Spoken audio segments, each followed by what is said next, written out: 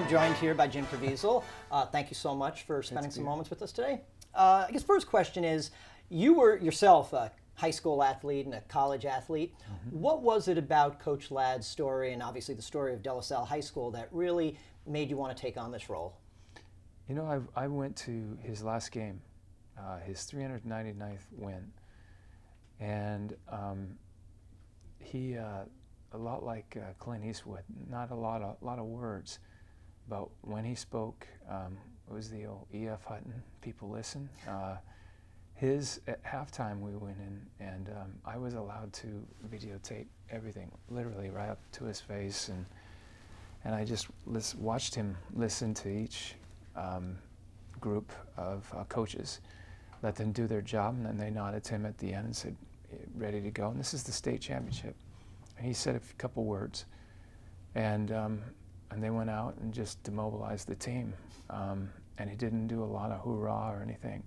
But what was most remarkable about him is when I saw the footage, you could see these boys' eyes glowing, and they could look.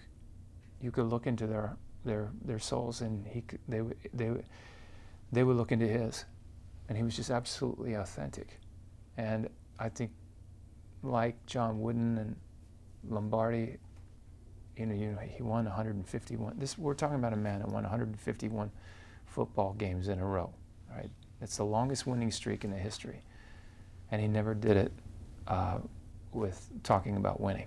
He focused on their character, and from that came winning, but not by focusing on it. You know, you bring up John Wooden. I read somewhere that your dad actually played basketball at UCLA under John Wooden, and it was John Wooden who said that sports don't build character, they reveal it. That was the message that I really took out of this film. For you, what's the message of this film, and why do you think it's important? Well, in your character, I don't know if it was Coach Wooden who said, what you do in private is who you really are.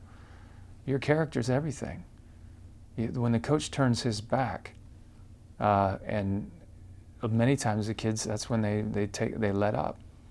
But the Ladd's guys, they take full accountability of their own actions. You know, they have these things called commitment cards, and on them they talk about their game goal, their practice goal, their weightlifting goal. And I would get up and I would take you and I would say what your goals were. And my responsibility was you, not myself, but you, that you accomplished your goals. And I was held accountable for it. This is the early stage in their lives where they're boys and they're not quite men. And you know, there are a lot of 40-year-old, 50-year-old guys out there that never become men. And what is lacking? Responsibility. He got up in front of the team one time and he said, we're not asking you to play a perfect game.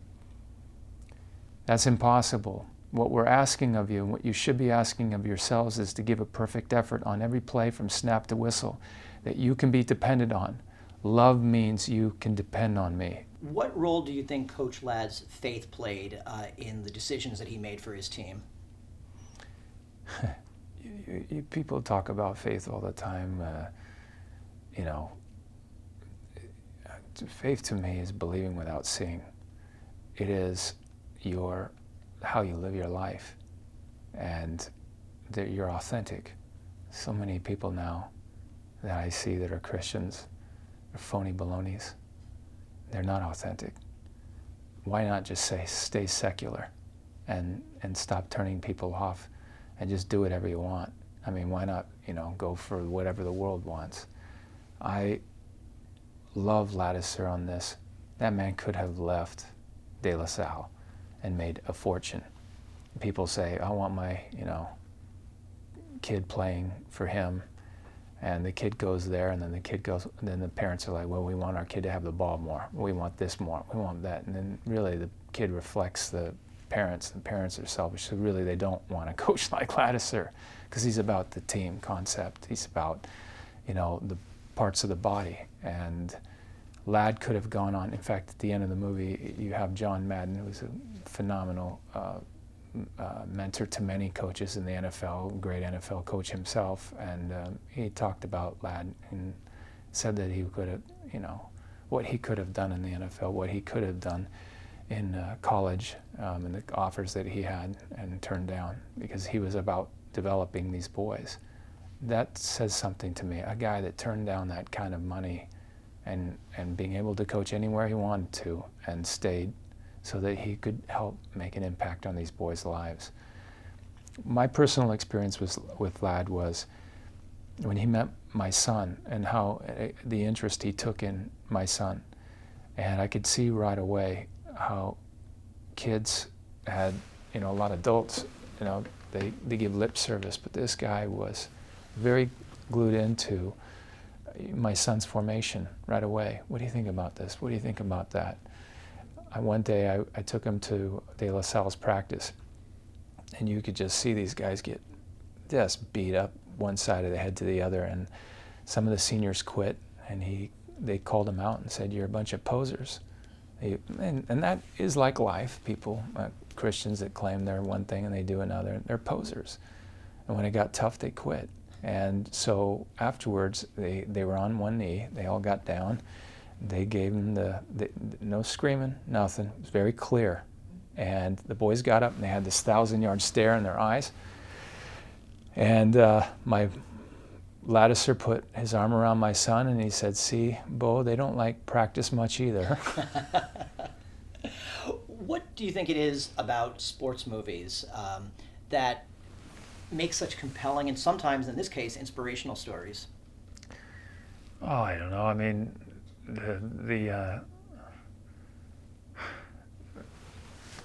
for me, when I was a senior year in high school, we were heading to the state tournament, and it looked like we were going to play some team by the name of Mountain View, but Mountain View beat Mercer Island, who was #1 ranked team in the state, and Mercer Island doesn't lose, and they're not going to lose twice in a row. And we knew we probably weren't not going to go to the state tournament. We were not going to beat them. That night we went out and saw a movie called Hoosiers, and the movie is about, obviously, this big powerhouse, big high school, thousands of kids versus a school of less than 150.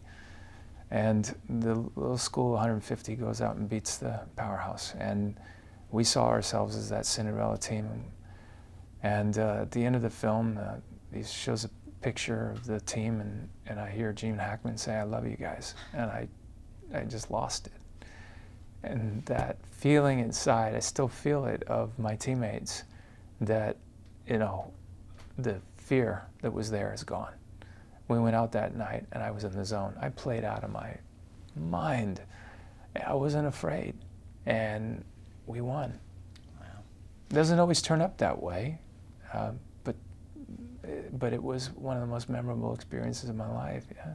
Well, thank you so much for spending this time with us. And again, you can see Jim Caviezel as Coach Ladd in When the Game Stands Tall in theaters on August 22nd. Thank you so much. Thank you.